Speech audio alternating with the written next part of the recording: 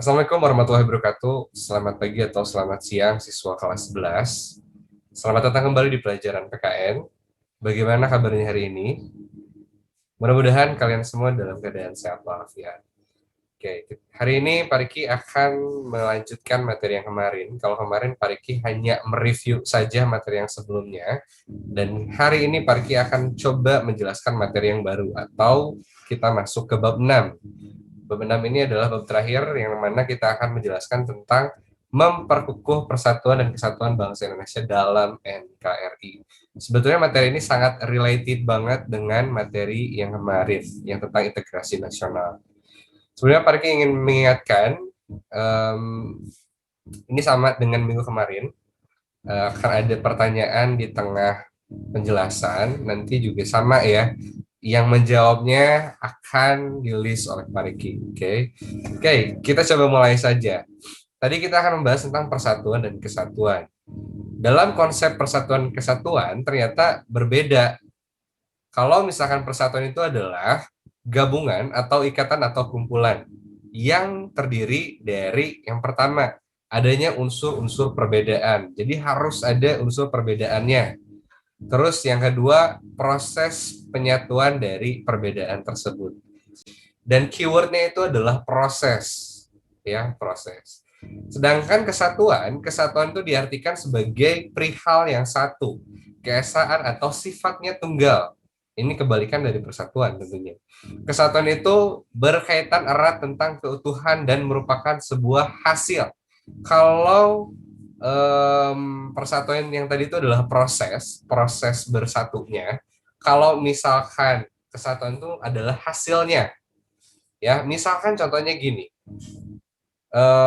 perbedaannya misalnya atau keanekaragamannya dari agama tuh ada Islam, Hindu, Kristen, Protestan, Katolik, Buddha, Konghucu dan lain sebagainya. Atau misalkan perbedaan-perbedaan yang lainnya, misalkan kebudayaan, bahasa, tradisi dan lain sebagainya. Itu kan perbedaan tuh. Nah, dari perbedaan yang tadi, dari keberagaman yang tadi, itu menjadi satu, yaitu adalah Indonesia. Nah, di sini Indonesia itu merupakan hasil dari kesatuan atau hasil dari proses persatuan yang tadi. Maka disebutlah kesatuan. Makanya namanya adalah NKRI atau Negara Kesatuan Republik Indonesia. Oke. Nah, lalu yang berikutnya adanya unsur persamaan, harus ada unsur persamaan yang mana hasilnya akan menciptakan kehidupan bangsa yang aman, sentosa, dan jaya. Ya. Nah, di sini ada faktor penghambat persatuan dan kesatuan bangsa Indonesia. Yang pertama, faktor penghambatnya adalah satu, kebinekaan atau keberagaman masyarakat Indonesia.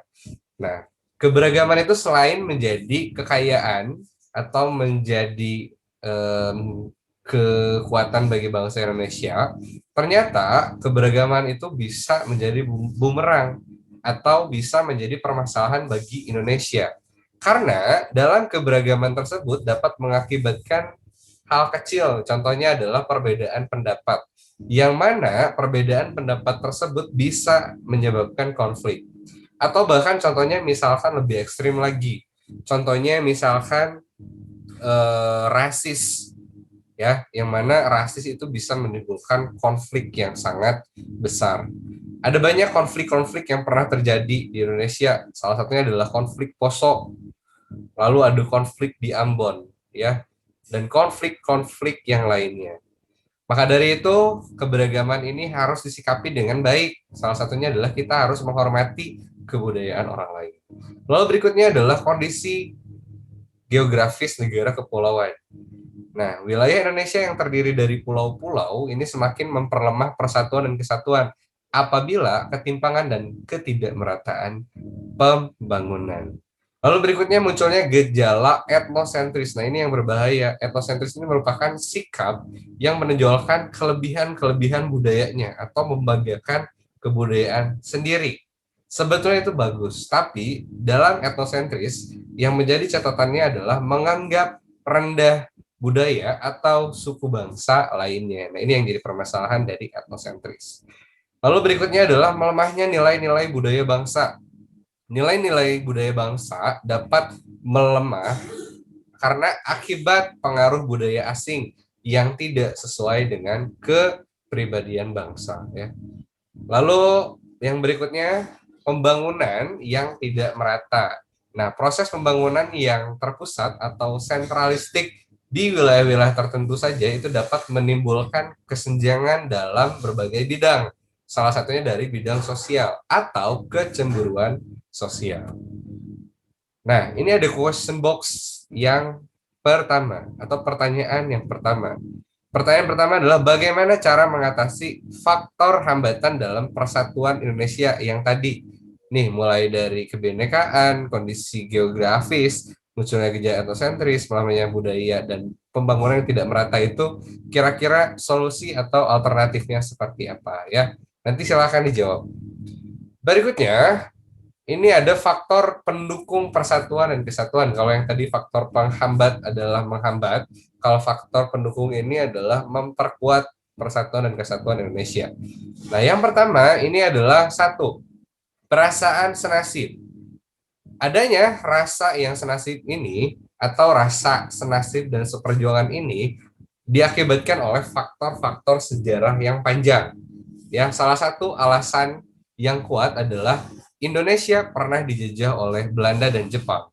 Yang mana dari posisi dijajah ini kita sama-sama merasakan perasaan yang sama, merasa menderita, merasa dirugikan, yang akhirnya membuat bangsa Indonesia harus berjuang dan melawan penjajah. Ya, makanya dari perasaan yang senasib itu dapat bersatu. Ya. Lalu berikutnya, penggunaan bahasa Indonesia. Adanya rasa dan tekad persatuan melalui bahasa persatuan yang seperti dinyatakan dalam Sumpah Pemuda ya. Tentunya bahasa ini sangat membantu kita untuk berkomunikasi. Lalu yang ketiga, adanya ancaman dari luar. Ternyata ancaman dari luar itu dapat menyebabkan atau menimbulkan rasa nasionalisme dalam bangsa Indonesia ya, karena dikhawatirkan ada ancaman dari luar sehingga kita menjadi mempunyai rasa tanggung jawab yang sama, mempunyai rasa nasionalisme yang sama ya. Lalu berikutnya yang keempat, semangat gotong royong. Nah, gotong royong itu keywordnya adalah kerjasama ya, kerjasama terhadap sesama masyarakat yang mana senantiasa dapat meningkatkan rasa toleransi terhadap keanekaragaman ya, seperti itu. Oke, ini ada question box yang kedua atau pertanyaan kedua. Sebutkan tahap-tahap persatuan dan kesatuan Indonesia dalam aspek atau dari segi sejarah. Ya, silahkan nanti dijawab apa saja tahapan-tahapannya ya.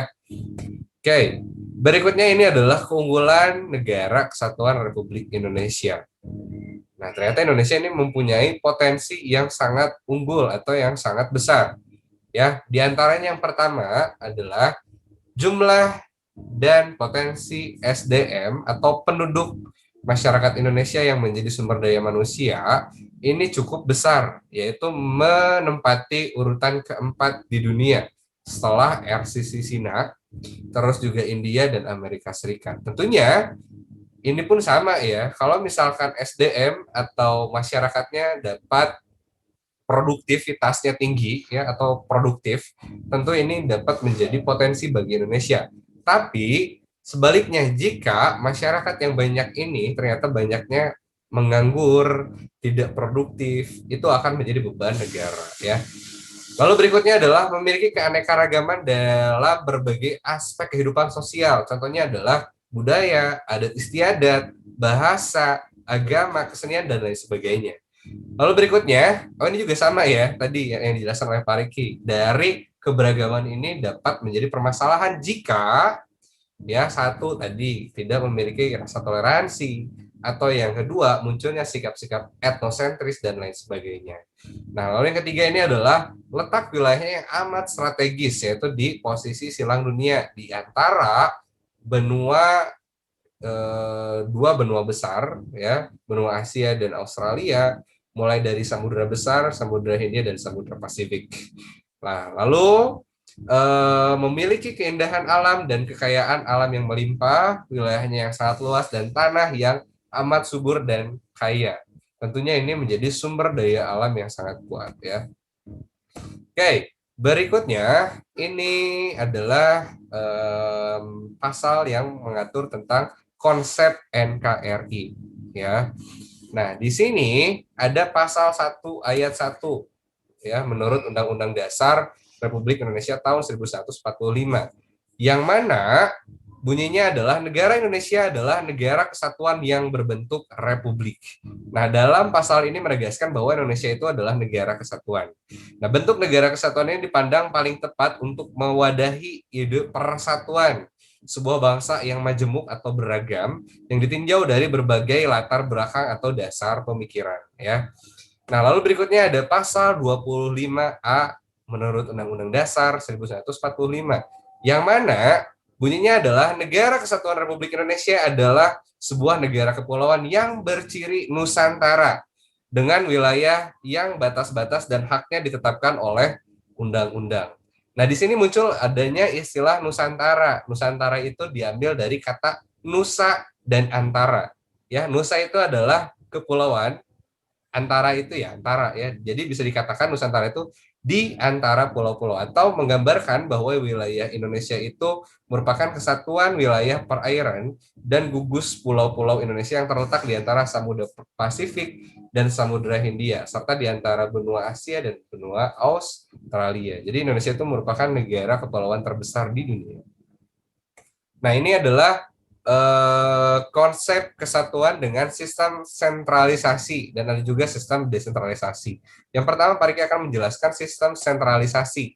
Apa itu sentralisasi? Jadi sentralisasi itu adalah pemusatan semua kewenangan pemerintahan, baik politik dan administratif, pada pemerintah pusat.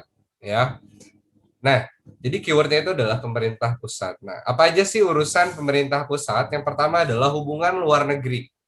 Terus yang kedua adalah pertahanan dan keamanan. Lalu yang ketiga, kebijakan moneter dan fiskal nasional. Dan terakhir, urusan-urusan agama itu dipegang oleh pemerintahan pusat. Pemerintahan pusat itu oleh presiden, DPR, MPR, ya, dan lain sebagainya. Nah, ini ada question box. Ternyata question box-nya belum Pak Riki buat. Nanti ya, Pak Riki akan chat. Oh ya, ini question box-nya. Apa kelebihan dan kelemahan sentralisasi? Nah, itu ya question box-nya. Apa kelebihan dan kelemahan sentralisasi? Silakan nanti dijawab. Oke. Berikutnya. Berikutnya adalah desentralisasi. Desentralisasi itu adalah kebalikan dari sentralisasi. Desentralisasi adalah penyerahan kewenangan atau sebagian kewenangan dari pemerintahan pusat ke pemerintahan daerah untuk mengurusi rumah tangganya sendiri berdasarkan kebutuhan dan potensi daerahnya masing-masing. Contoh dari desentralisasi itu adalah adanya DPRD atau Dewan Perwakilan Rakyat Daerah. Terus adanya wali kota, adanya gubernur atau bupati ya. Nah, urusan pemerintah daerah itu apa aja? Yang pertama adalah pendidikan dan kebudayaan. Karena ini menjadi tanggung jawab setiap daerah. Ya, contohnya adalah kebudayaan karena kebudayaan itu dari masing-masing daerah tentunya berbeda-beda ya. Lalu berikutnya adalah kesehatan. Lalu ada pariwisata, lalu yang terakhir ada tata ruang dan peraturan daerah. Ini adalah urusan-urusan yang berhak dan boleh dibuat oleh pemerintah daerah. Lalu ini ada question box yang ketiga atau pertanyaan ketiga, ini sama. Pertanyaannya adalah apa kelebihan dan kelemahan dari desentralisasi? Silahkan dijawab ya. Oke, sampai sini ada yang mau ditanyakan? Kalau ada yang mau ditanyakan, silahkan komen di chat atau di WA aja ya. Oke, berikutnya ini yang terakhir. Pak Riki akan menjelaskan tentang faktor pendorong persatuan dan kesatuan. Pak, tadi kan ada faktor pendukung. Apa bedanya faktor pendukung dan faktor pendorong? Kalau faktor pendukung itu dia hanya secara tidak langsung saja. Ya, kalau misalkan faktor pendorong itu secara langsung. Dan biasanya impact-nya jauh lebih besar daripada faktor pendukung. Logikanya gini deh, ya, Pak Riki kasih analogi. Analoginya contohnya misalkan kalian nemu temen di jalan, ya, ternyata teman kalian mobilnya mogok, ya. Nah, yang satu ada teman kalian yang mendukung. Mendukungnya itu cuman, yuk, ayo, semangat ngedorongnya, gitu ya. Berarti kan itu secara tidak langsung. Tapi kalau misalkan dibantu, ya, langsung sambil didorong, itu kan secara langsung, impact-nya kerasa, atau dampaknya kerasa. Jadi, faktor pendorong itu berarti faktor yang secara langsung sangat mempengaruhi terhadap persatuan dan kesatuan. Di sini, sorry ya, ini bukan ada tiga, ada 4 faktor yang mempengaruhi atau yang dapat mempersatukan perbedaan dan keanekaragaman yang ada di Indonesia. Yang pertama, ada Wawasan Nusantara, lalu yang kedua ada Sumpah Pemuda, yang ketiga ada Pancasila, dan yang keempat ada Semboyan Bhinneka Tunggal Ika. Nah, nanti Pak Riki akan jelaskan minggu depan apa itu Wawasan Nusantara, Sumpah Pemuda, Pancasila, dan Bhinneka Tunggal Ika. Jadi untuk hari ini Pak Riki akan cukupkan sampai di sini dulu, ya, sampai ke faktor pendorong, ya. Silakan nanti teman-teman dibaca-baca lagi. Oke, terima kasih yang sudah menonton video ini dengan sampai tuntas, ya, dan menyimak dengan baik. Mudah-mudahan apa yang tadi disampaikan oleh Pak Riki teman-teman bisa memahaminya. Kalau misalkan ada yang nggak ngerti, silahkan boleh ditanyakan ke Pak Riki, ya. Dan yang tadi yang mendapatkan question box silahkan untuk menjawab, dan teman-teman yang lainnya silahkan untuk dicatat, ya. Sekali lagi terima kasih yang sudah memperhatikan dan menyimak video ini dengan baik. Assalamualaikum warahmatullahi wabarakatuh.